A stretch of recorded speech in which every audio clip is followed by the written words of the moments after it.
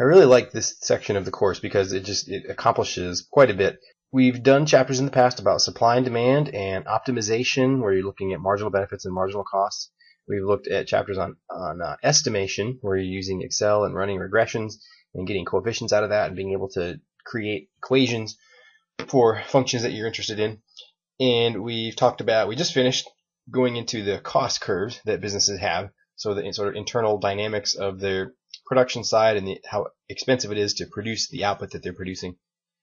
And I know that particular set of chapters is kind of hard to see the application of it, but it all kind of comes together here in this chapter 11 and in the next few, where we'll see how these individual firms are able to behave given the production processes that they have and the costs that they have, but also combining that with other companies that are out there, their competition, and seeing what sort of constraint that imposes on the decisions that the firm is able to make. So it's interesting. You get to tie in, again, some of the graphical things with supply and demand and these cost curves, a little bit of strategy, because we're going to talk about what decisions the firms are able to make given the different circumstances they find themselves in.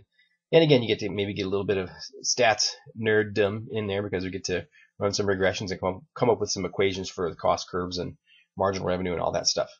As we proceed through this chapter and the next few, actually, we're going to first step back a little bit and recognize that not all industries are equally competitive. You have some industries that are dominated by just a few firms that are very huge, or even, you might have a monopoly where there's only one single firm that produces the product.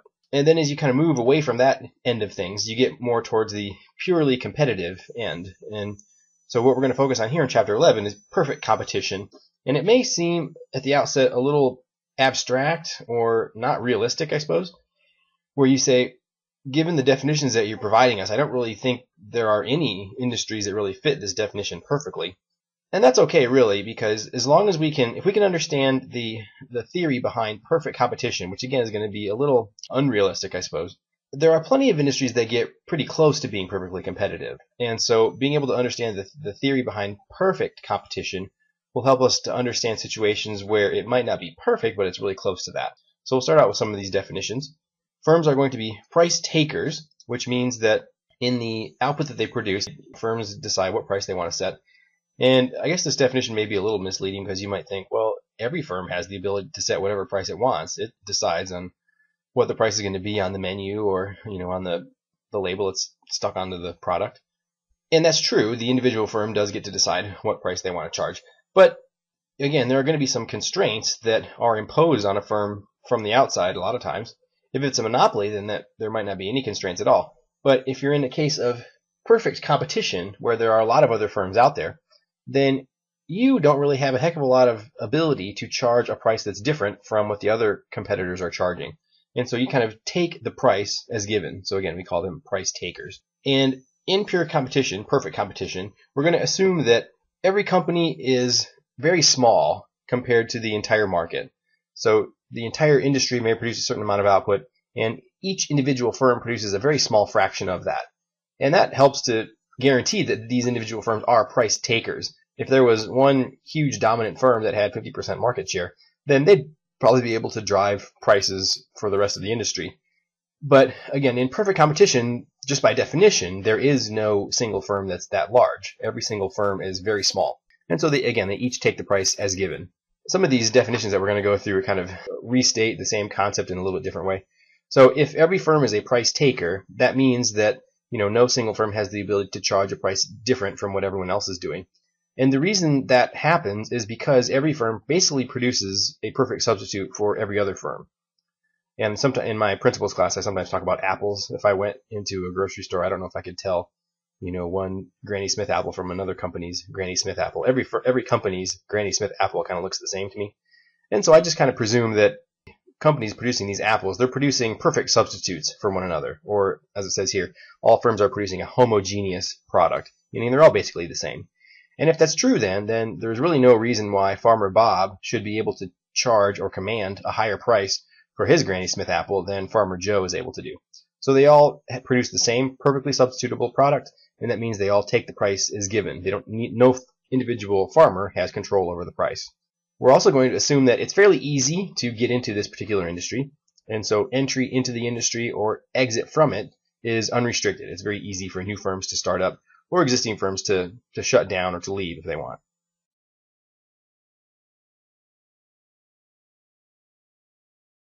Well, let's think about the demand for a second, and we want to be clear about what we mean by this. There's a difference in talking about the demand for apples, to use my previous example, the demand for apples versus the demand for Farmer Bob's apples. So we know that the demand for apples curve is just the market demand, and that goes back to chapter 3. So the demand for apples was downward sloping. You had some people who really liked apples and were willing to pay a high price for it. There were other people who were only willing to pay a low price for apples because they weren't too fond of them. So the demand for apples was downward sloping. The demand for Granny Smith apples was downward sloping. I don't really know anything about Granny Smith apples. I don't know why I keep talking about them. I'm sure that's going to come back to haunt me later in the chapter.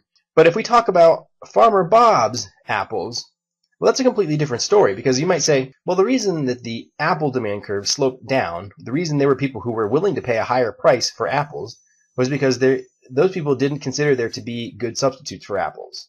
So if you want to make an apple pie, then you can't really do much if there's no apples around. So you're willing to pay a high price to obtain apples if you need to. Well, what if we're talking about Farmer Bob's apples? Well, there's tons of substitutes for those. There's Farmer Joe's apples and there's Farmer Mary's apples. And so there's a big difference in talking about the market demand for apples versus the demand for Farmer Bob's apples. Farmer Bob's apples have perfect substitutes for them, and so that means that the demand curve for Farmer Bob is horizontal.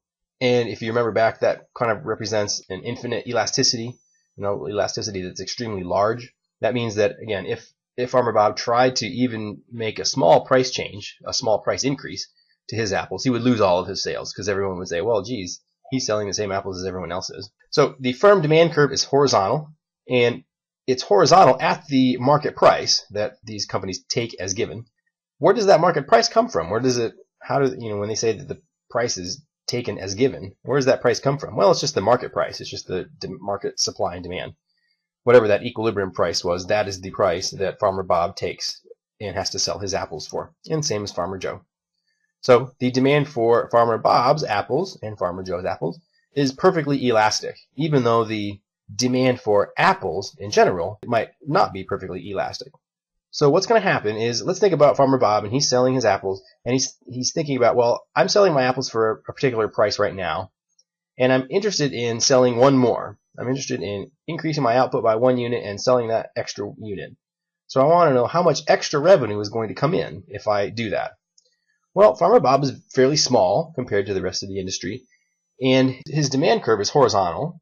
So every apple that he sells has to sell for basically the same price. So if he were to sell one more, then the extra revenue that would come in would be exactly equal to the current market price. So that means that the marginal revenue is equal to the current price. The extra money that would come in from one additional sale would just equal whatever the market price is. Again, we're going to be able to look at a picture of these things in a second. Farmer Bob's demand curve was this horizontal line that was equal to the market price. But that horizontal line is also the marginal revenue line, if you want to think of it like that. Well, that means that Farmer Bob can sell everything he's able to at the market price. And again, he's fairly small, so just saying that he could sell all he wants might not be saying a whole lot. But any apples that he sells for the same market price. And again, the extra revenue coming in just increases his total revenue by the same increment. So his marginal revenue is always constant, and it's always equal to the market price. So here's our supply and demand for apples in general. You get this market price P0 out of it. The quantity sold in the entire market is Q0. Farmer Bob says, well, I got to take that price P0 as given. I can't do anything about that. So the demand that people have for my apples, the price people are willing to pay for different amounts of my apples, is this horizontal line. And again, it's also equal to the marginal revenue that would come in from selling an additional apple.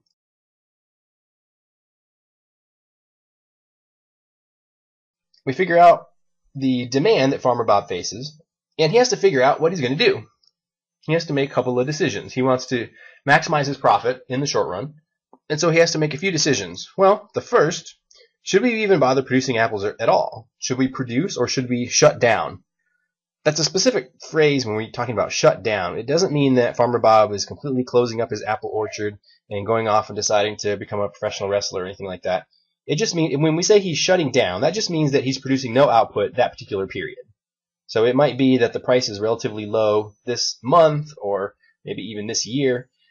And Farmer Bob might say, well, I still like my apple orchard, and I feel like maybe in the future the apple price may go up, but it's just low now. It's so low now that I don't feel that it's beneficial for me to produce. And so he would just, we'd say, shut down. He's producing no output.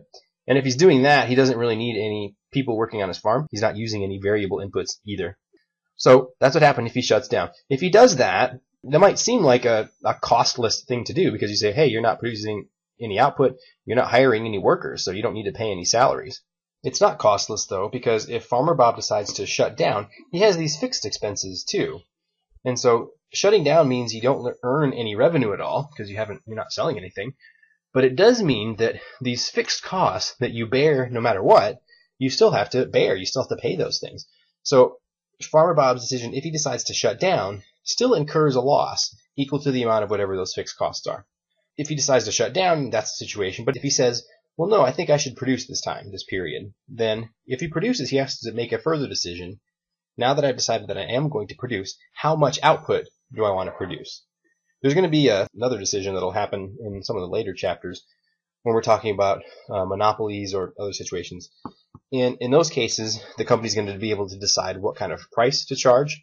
But here we're talking about, again, these firms are price takers, so there's really no decision to be made in that sense. But there is a decision about how much output to produce. So Farmer Bob says, well, okay, if I am going to produce, then how much do I want to produce?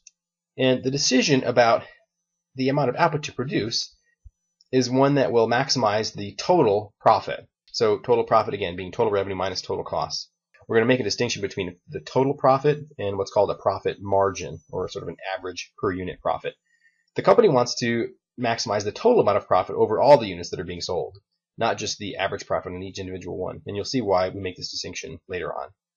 So again, in the short run, there are these costs that the company has to pay. Some of these are, well, like I said, unavoidable. And even if you don't produce any output at all, you have to pay these things. So obviously you have to pay property taxes on whatever properties your business has. And so even if you're not producing any output at all, you still have to pay that. Those are unavoidable expenses in the short run. We call those fixed costs. But there are other costs, these variable costs, that you can avoid. In the short run, if you decide to produce, then you're hiring workers, you're using electricity, and you can say, well, if those are too high, then we can always shut down and not have to hire workers and not have to use electricity to run our factory. So if you shut down, then again, those are variable costs that you could avoid. What's going to be important for us, though, is even though we talk about the fixed costs, what's going to be important for us, if we think back to our optimization chapter, where we're looking at the best decision to be made is one that considers only marginal benefits and marginal costs. Well, those fixed costs don't matter in terms of the marginal benefits. So in the decision-making process, the firm only considers the variable costs, and more particular, the marginal costs, at least in terms of setting the output. Those fixed costs are going to be important later on in figuring out whether you're profitable or not. But if, let's say, your property taxes change, if your property tax increases, if your fixed costs change, it's not going to alter the optimal decision that you make. Okay, so I mentioned this idea of a profit margin. And you may hear sometimes about gasoline companies earning a certain amount of profit per dollar of gasoline that they sell. And that's kind of an interesting little factoid, I suppose. But in terms of the people running the companies, they probably don't really care too much about the profit margin per gallon of gas that's pumped. They care about the total amount of profit that the company is earning. So what we're going to see is usually what happens, the amount of output that will give you the most total profit is going to be an output level that's actually higher than the output that gives you the best profit margin or average profit. And so even though this is a pretty easy number or value to calculate, this profit margin, it really is not important. It really shouldn't be important when the company decides about this optimal output decision. And again, it's fairly easy just to calculate it. You just look at the whatever price you're charging and subtract your average total costs, and that'll give you your profit margin or profit per unit.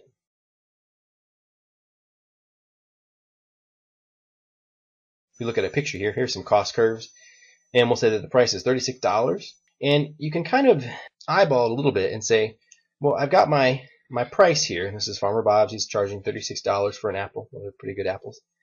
And he has his average total cost, which again reflect the total cost on a per unit basis.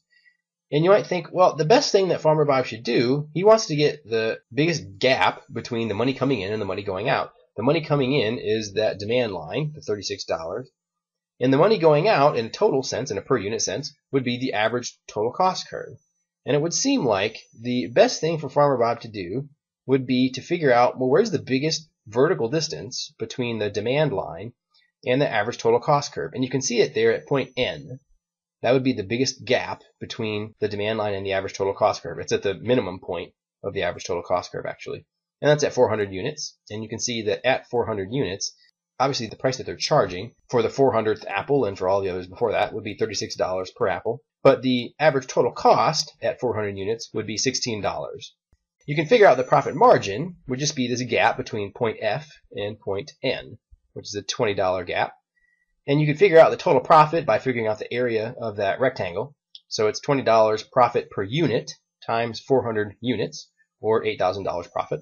What we're going to see later, though, is that the optimal decision for this company is to be producing at point A, or 600 units, where point A is the revenue coming in.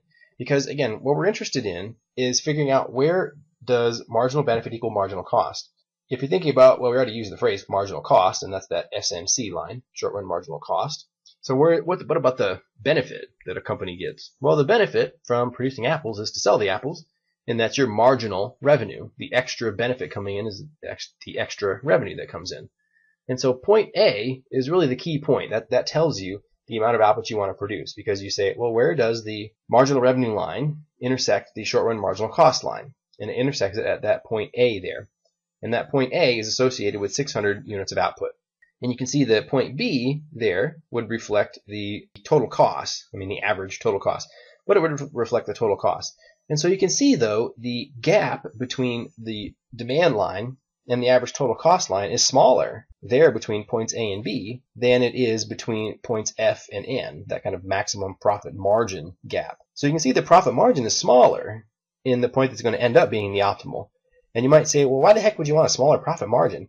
Well, even though you have a smaller profit margin, the benefit to your total profit is the fact that you get to sell 200 more units. So even though it's a smaller profit margin, you get this increase in the units that you're selling. And so the total profit is bigger than that. And we'll see that, I think, in a couple of slides from now. They'll calculate that for us, actually. So again, you want to produce your output. You want to pick your output where your marginal benefit equals your marginal cost. And again, in this context, the marginal benefit coming in is the price or the marginal revenue. And the marginal cost is that short-run marginal cost. You want to make sure that at least at that point your revenue is greater than your cost. That might not always be true. So you want to make sure, again, your total revenue is greater than your total variable cost. This is going to translate into a rule that says you should stay open and produce as long as your price is greater than your average variable cost. If it so happens that your price is even above the average total cost line, then you should certainly stay open, you should certainly produce, and you will earn a positive profit. You'll be doing better than breaking even. If the price is between those two, if the price is at least above your average variable, but it's not quite above your average total, then you would be earning a loss because your price is not covering your total cost, but you would still actually stay open. You would still actually stay open and produce. I think this is one of the, I'm sure my managerial students probably recognize this, but I think a lot of other people, if you ask them, hey, if you know that your business was going to be earning a loss, should it stay open? Should it produce? I think a lot of people would probably say no. If a business is earning a loss, why would you ever stay open? Well, think about it this way. Let's say that your company produces and you earn a loss, and your total loss over all of your sales, all the revenue coming in, and all of your costs, you have a loss of $1. So if you would have made an extra dollar, you would have broken even that year. But you didn't. You had a $1 loss. Okay, so you had a $1 loss. That's a loss. And a lot of people would say, well, you should shut down.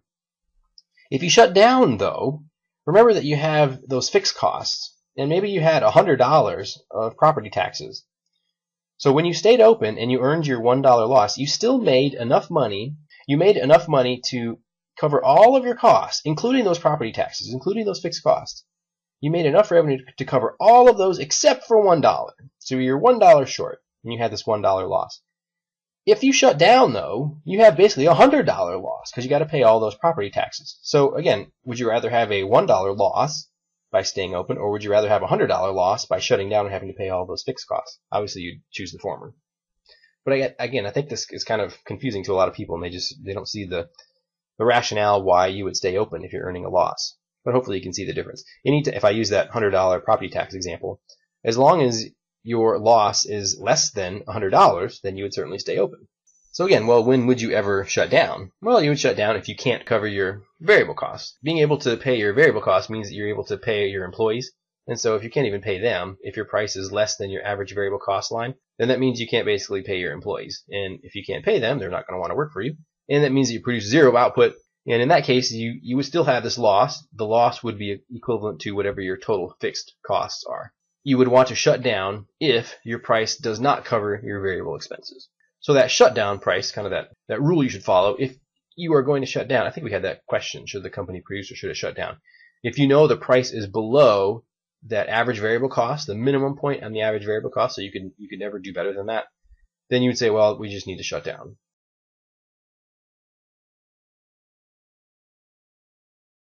We had a discussion a couple chapters ago about some of these other concepts of cost, fixed cost, average cost, sunk cost. All of those really don't matter in terms of this decision because, again, the output choice that we make was based on where does the marginal revenue intersect the marginal cost line. So the fixed costs don't affect that at all. The fixed costs don't affect where the short-run marginal cost curve is. And those sunk costs, again, those are costs that were born last year, last month, and they don't matter in terms of the short-run marginal cost. That's the cost of producing an additional unit of output. So again, it's only those marginal costs that matter in figuring out the optimal amount of Q. So back to this picture that we had before, when you had the price of $36, the first thing that I need to do is figure out where does that marginal benefit equal marginal cost? Where does that rule from the optimization chapter occur? Marginal benefit equaling marginal cost, or in this case, marginal revenue intersect short-run marginal cost. And again, I see that happening at point A. That's where those two curves cross. It doesn't show it here on this short-run marginal cost curve, but there may be a case where the short-run marginal cost curve is U-shaped, if you remember back. And it may be that on the left-hand side of the U, it may slope up enough that it actually hits the demand curve in two places. Here at point A, and you can't really picture it, but it might hit it in two places actually, very close to the origin or to the y-axis. And then over there at point A. Well, you want to pick the one at point A. You don't want to pick the first one. The reason we use this rule, marginal benefit equaling marginal cost, I think we talked about this before, is that rule gives you the greatest vertical distance between the total revenue and the total cost line, because the marginals are the slopes. So whenever you see the marginal cost intersecting marginal revenue, that tells you that the slopes are equal and that those two are the furthest apart. At point A, the slopes are equal. That's about the best I can do. If I went to the other side of this U-shaped curve, that would actually be the worst loss. That would be the place where the total cost line is the furthest above from the total revenue line, just by virtue of how the total cost curve has that S shape to it. So the point A there is going to be my optimal choice. And again, that means that, well, the revenue coming in is that $36, and it means that my costs are determined by where does that 600 unit vertical line, that sort of dashed line that shoots up from the 600 unit point, where does that hit the average total cost curve? Well, it hits it at point B. And even though that gives me a profit margin of $17, that tells me that I have $19 of average cost, and I have this revenue coming in of $36. So I have this profit margin of $17. And if I do that 17 times the 600 units, then I get this profit of $10,200. And again, you can compare that to the $8,000 of profit that we made at that point F from a couple slides ago. So obviously a better choice is made here. So just kind of demonstrate what's going on here. We mentioned that you want to maximize your total profit. And so you might say, well, why do you keep talking about the averages and your marginals? If you're looking for total profit, why don't you just look for where the total revenue and the total cost are the furthest apart? And I can see that there at point J and K. J is the total revenue point. Point K is where the total cost curve hits it. So again, at that 600 units, I can see there's the biggest vertical distance there. And I can see down on my little profit line that, again, at that 600 units, I'm at the top of that profit hill. And I can see that the slopes are equal at points J and K. And again, so then I can start using this rule, the shortcut rule of marginal revenue and marginal cost being equal to one another. If I pick some other point, like 401 units or any of these others, then I'm not at the top of that profit hill. I can see my break-even points there at 100 and 950 units. But again, really all I care about is where's profit maximization going to occur, where the slopes of those two lines are going to be equal. Not every business is profitable, unfortunately. There are plenty of businesses, competitive businesses, that earn losses. But again, you don't always want to shut down if you have a loss. So we want to figure out, well, again, what should a company do? Here's my curves again. And let's say the price is at $10.50. We had the price of $36 before. But now we have a price of $10.50, and it's quite a bit lower, and we got to figure out what we're going to do.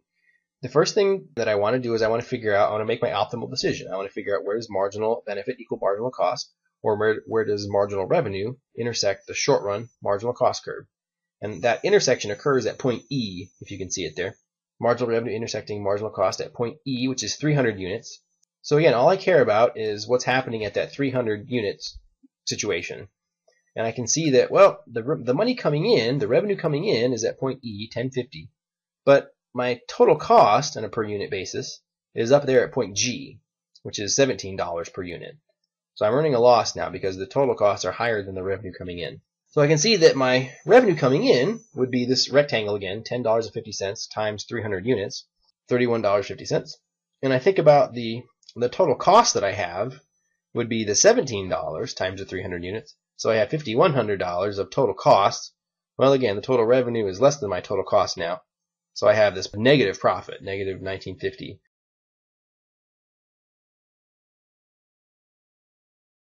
Just to kind of recap everything, you can see where the average variable cost curve is, and that tells you your shutdown decision. Should you produce or should you not produce? If you can bring in a price that will cover your variable costs, then you stay open. If your price does not cover your variable costs, then you shut down. Figuring out how much to produce is determined by the intersection of that short-run marginal cost and your marginal revenue line, or your price. So if the price is greater than your minimum average variable cost, greater than or equal to, then you pick your output where those two things intersect. Where does that price or marginal revenue line intersect the short-run marginal cost curve? That'll give you your amount of output. Figuring out how much profit you earn was determined by where is that price in relation to the average total cost curve. And you can figure it out by saying, well, the price coming in is basically the average revenue also. And I know that average total cost. So if I figure out the difference between those, the profit margin between those, and I multiply it by the number of units, then that tells me about the amount of profit that I'm earning. There are a few different points that we can look at. Here's our break-even point, where if the price is where this dotted line is, then I can see that, well, that dotted line intersects the short-run marginal cost at exactly the same spot as the average total cost. So the revenue coming in, the dotted line, would be exactly equal to the average total cost, and I'd be breaking even. Any price above that is in the profitable range. Any price that is above this lower dotted line, which is at the minimum point of the average variable cost, if the price is above that, but not enough to break even, then, well, I stay open, even though I earn a loss. If the price happens to be below the average variable cost line, then again, you say, well, if I were to stay open, I wouldn't even be able to pay my workers. They're not going to work for free, and so I need to shut down and incur just the fixed costs. We can think about the supply curve. A supply curve is supposed to tell me the output that was produced at different prices. And so I can think about, well, what is Farmer Bob's supply curve? At different prices, how much is he willing to produce? And really, for Farmer Bob, his supply curve would be that part of his marginal cost curve that was above the average variable cost. Whenever the price was above the minimum point of the average variable cost line, then Farmer Bob produced, stayed open and produced. Sometimes earned a loss, sometimes it was profitable, sometimes broke even, but he produced output. So any price that was above that, I could see the associated quantity that he would supply, and that would give me his individual short-run supply curve. Whenever the price was below that minimum average variable cost, then he didn't produce anything. He said, I shut down. And so the quantity supplied would be zero. So you might wonder, where does the market supply curve come from? We just started in chapter 2 and we just said, hey, there's this market supply curve out there. Well, the market supply curve is the sum of all of the individual supply curves of the individual firms. And since the marginal cost line, the relevant portion of the marginal cost curve, was upward sloping, then that's why the chapter 3 supply curve for the market was upward sloping too. Because again, it's just this horizontal summation of all the farmers' supply curves. So again, the supply prices give you this sort of marginal cost associated with production for every company that's out there. So here's my short run marginal cost, and they show solid line portion of it starting at point A and connected through point B and C. But you can also see the rest of the short run marginal cost to the left there kind of swoops down and then it goes back and hits point D on the other side. But you see that they did that as a dashed line, so it's not solid. And they also throw in the average variable cost curve in there too, because again, any price that was below $5 Well, Farmer Bob wouldn't produce. He'd say, well, I can't even pay my workers if the price is below $5. So I'm going to supply zero. I'm not going to produce anything. If the price is above $5, like $5.55 or $9 or $17, then he certainly did produce. Whenever the price was above 5, then his output started at 80 units, and it increased after that. So it's kind of funny. You might think that, well, the supply curve is upward sloping. Wouldn't that imply that if the price is below $5, maybe he would produce 75 units or 70 units? If the price was $3, he would produce 40 units or something like that. But no, you just have this discrete jump from producing nothing to producing 80. There's no sort of intermediate stage where he would produce anything less than that. Because again, it's not enough to pay his workers. Okay, we can think a little bit about these decisions in the long run, and they're not going to be too different, really. We had a long-run average cost curve and a long-run marginal cost curve. And you might have sort of this long-run demand or marginal revenue at $17. And you basically make exactly the same decisions that you had before. At point M, my maximum profit margin would be point M. But I would rather produce there at point S and make this $1,200 of profit.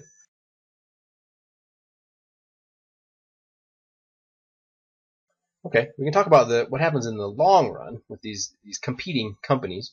You have these farmers that are producing apples, and we said earlier that, well, it might be that in the apple market, maybe something changes, and the individual apple farmers are profitable for a while. What's that going to do in the long run? In the long run, there's enough time for businesses to start up. So you'll have this entry of new firms. Well, that's going to affect the market supply. The market supply curve will shift around. And of course, if the market supply curve shifts around in the long run, that's going to affect the market price in the long run too. And so what ends up happening is that in pure competition, in perfect competition, all firms in the long run break even. They're at this profit maximizing equilibrium where their price equals their long run marginal cost. But it also means that, again, they're always breaking even, that you can't earn profit forever. You can't also earn a loss forever too, which is kind of nice. So why does that happen? Why can't you earn profits forever? Well, if you do, and if it's easy for new businesses to start up, then, well, they're going to come in and they're going to see, hey, look at Farmer Bob. He's driving a couple of Lexuses around town. And so they say, well, it must be nice in the apple industry, and you're going to get a few entrepreneurs deciding to go into the apple business. And again, when that happens, you have new businesses entering, and that'll push the supply curve out, the market supply. There'll be more apple farmers growing apples, so the market supply curve shifts out. And that's going to push the equilibrium price down, which means that pushes the price that Farmer Bob takes as given down. And if the price falls, then whatever profits he was earning before is going to eat into that. His profits are going to be reduced as the market price falls. So he might have enjoyed profitability for a while, above normal profit for a while, but with this entry of new firms into the industry, those profits are going to be dissipated. And so we say this market adjustment occurs until the price equaling long-run marginal cost drops such that they're always breaking even. The price equals the minimum point of that long-run average cost curve, average total cost curve. So like we said, if the existing firms are currently earning profit, you'll have new entrants coming in that's going to push the price down so that eventually all firms break even. And it'll work in reverse too. If Farmer Bob was earning a loss for whatever reason, he might stay open and earn a loss. It doesn't mean he's going to shut down things forever. He would earn a loss, maybe be complaining about it, and some of the other businesses would be earning losses too. And some of those other businesses might say, well, we're just going to get out of this apple business. And so they exit or they shut down, maybe just temporarily. But that shutting down means that if Farmer Bob's able to kind of weather the storm, that shutting down means that the supply of apples is going to decrease because these firms have exited. And when your supply decreases, when the supply shifts to the left, then that pushes the market price up. And even though Farmer Bob may have been earning temporary short-run losses, when the market supply curve shifts to the left and the price goes up, then that helps to restore his sort of break-even situation. So again, in the long run, all firms eventually break even though there may be temporary short-run profits or losses. They go into a discussion about this long-run industry supply curve, the long-run market supply curve. And sometimes it can have different shapes to it. Usually we talk about supply curves being upward sloping, but it doesn't always have to be like that. There's a discussion of this constant cost industry or an increasing cost industry. Well, you can think about two different situations, I guess. In a constant cost industry, let's think about an industry that's growing and its output is expanding. And as it does that, it uses employees and it uses raw materials. And in this industry, as it grows, the industry, I suppose, uses inputs that might be used in a lot of other industries. And so even though this particular industry is growing, we can talk about farmers, I guess. Even though the apple industry is growing, there are plenty of people who could work on apple farms, but they could work at other places too. And so if the apple industry grows, it's not really going to put a lot of pressure on the prices of farm workers because, again, there are a lot of people that work on farms and they could work on an apple farm just as easily as they could work on any other kind of farm. And so even though the industry output is growing, if the input prices stay the same, if the wages of farm workers stay the same, and if the price of fertilizer stays the same and all that other stuff, if that happens, then we say, well, this is a constant cost industry. The cost that the businesses pay in this industry in the long run don't change. So that minimum long run average cost curve, long run average total cost curve, is basically flat. It doesn't change. So the price is equal to that, and it means that, again, that's the supply curve is horizontal, or it's a perfectly elastic situation. But there can be other cases where, maybe think about construction, I suppose, housing construction. If the industry grows there, then, there are a lot of people who know how to build houses, but they may not know how to do other things. They may, if you can't build houses, then it might be hard to switch over to, building high-rise skyscrapers or other sorts of things. It might be kind of hard to switch out of that. And so if the construction industry grows, if the housing construction industry grows, the real estate market picks back up, then industry output expands, and that's going to actually put upward pressure on the wages of construction workers. Because again, it's harder to attract new construction workers than it might be than new farm workers. And it might put upward pressure on plywood prices and shingles, siding, and things like that. And so if the housing industry grows, it puts upward pressure on those costs. And that makes that long run average total cost curve increase instead of being flat, instead of being horizontal. So the long run supply curve is, again, upward sloping, not horizontal anymore.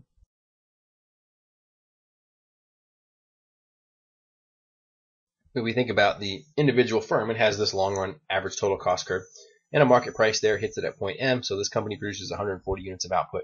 And as the industry grows, it might grow from point A, might be at a small stage, an early stage of this industry, so it makes 28,000 units at that stage. As the industry grows, as there's new firms that come in producing output, the costs don't change. On the left-hand side, that long-run average cost curve stays the same because the wages don't change and the input prices don't change. So that long-run average total cost curve stays right where it is. And so this company it's going to keep producing the output at $10 a piece. And so the industry output's going to grow, though, because there's more firms producing it.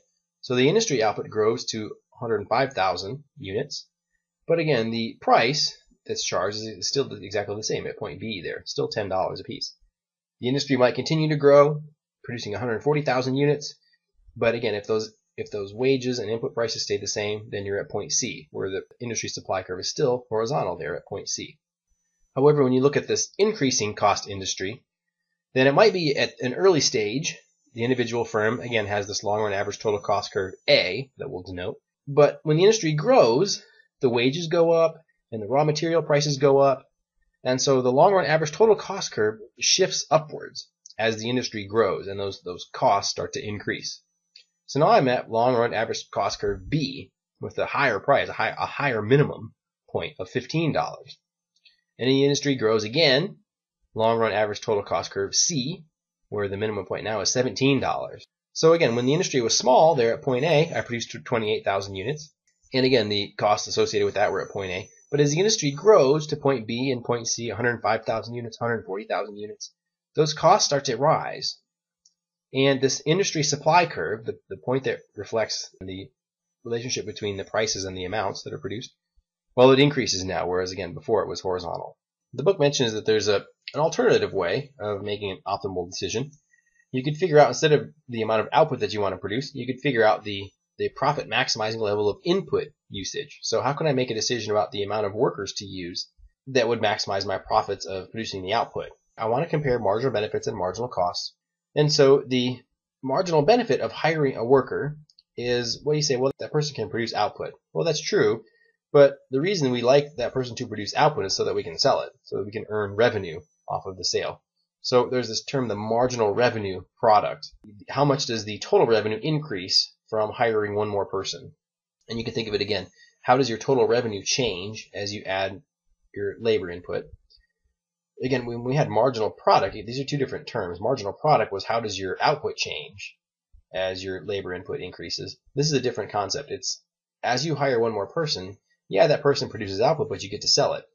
I have my change of labor input on the bottom there, but the marginal revenue product is how does my total revenue change with the hiring of one more person. And you can think about this, again, just kind of rearrange terms a little bit. If I say, well, I know that the marginal product, again, was the additional output from one extra person, and then if I can sell that output at a price of P, then that will give me an alternative way of defining the marginal revenue product, price times marginal product. So again, if you choose to produce, if that marginal revenue product of the additional unit of input is greater than the wage, greater than the price of the input, then you should hire that unit. So if the money coming in is greater than the money leaving, if the money coming in from the sale of the units that person produces is greater than the wage you're having to pay them, then you certainly want that person. And you would, again, continue to hire people until there's this equality between marginal benefit and marginal cost. Marginal benefit, again, here is the marginal revenue product, and the marginal cost is the wage or the input price that you have to pay. So you keep making these hiring decisions, you keep hiring people until you get equality between those things.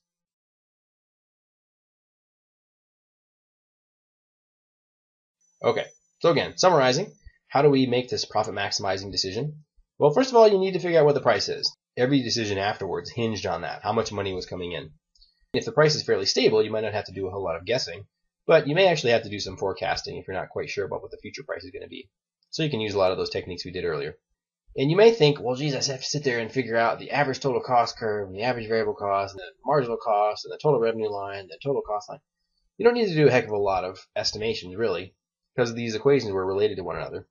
I get this average variable cost curve and the short run marginal cost curve function. And again, these are really just related to the total cost function from before, and we're just kind of rearranging terms a little bit. So you could estimate those. You could estimate a total cost curve and get all the rest of them from that if you wanted to. Okay, well then you figure out, do I want to produce or not? What's my shutdown situation? Do I want to shut down or stay open? So again, if your price is at least covers your worker expenses, so if your price covers the minimum of your average variable cost, then you stay open. If your price is less than that, then you shut down. And the book goes into some fancy ways of figuring out where that minimum point is. If that's happened, if you say, hey, I know I'm covering my worker expenses, then you want to figure out, well, how much output do I want to produce? And you need to figure out at what output does price or marginal revenue equal marginal cost.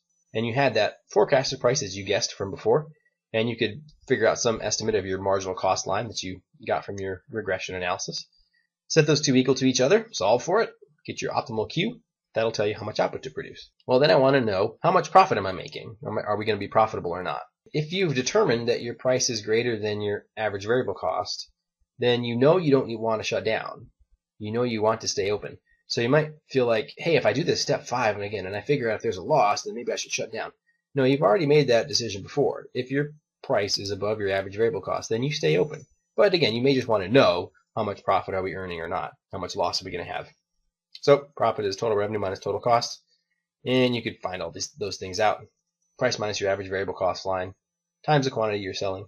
Again, if that price is less than your average variable cost, the minimum point, then you shut down and you know that your profit or your loss actually is the negative of whatever your total fixed costs are. That would be your total loss. So here's Bow Apparel.